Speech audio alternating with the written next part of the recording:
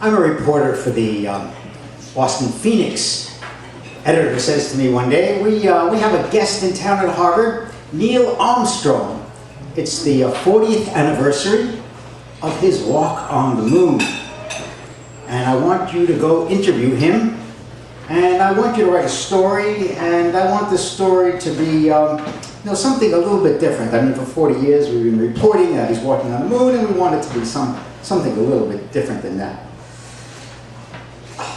I meet Neil Armstrong, something different, I don't know. And I finally got him to go to a bar, and I'm sitting down with Neil, and we're talking, and Neil, we appreciate your greatness, and I have to write a story about you, but we want something a little different, a little different twist on the story that we have been reporting for 40 years. Neil thinks, and he said, well, I guess I can tell you after 40 years. The words that were attributed to me were not accurate. The words attributed, he says, yes, the one small step for man, one giant leap for mankind. He says, that's not what I said on the moon. That's not what you said on the moon. What did you say? He said, well, what I really said was one small step for man, one giant leap for Manny Klein. Wait a minute, I don't think I heard that correctly. You said what? He said, yeah, that's what I said, one giant leap for Manny Klein. Well, wait, why didn't you correct it? I mean, what? He says, well, mankind sounded so profound, I just let it be that way. It just I could. He says, wait, I said, that you have to explain what that means.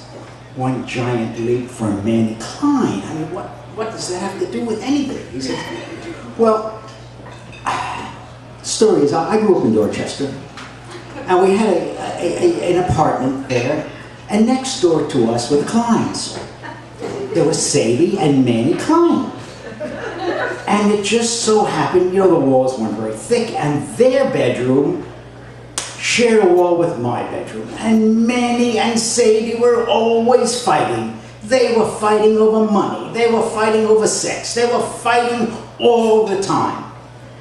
And I remember one night very clearly, Sadie says in her Yiddish accent, Manny, you want me to do what with that thing of yours? I'm not going to do that with that thing of yours. No way I'm going to do that with that thing of yours. But wait, you know what?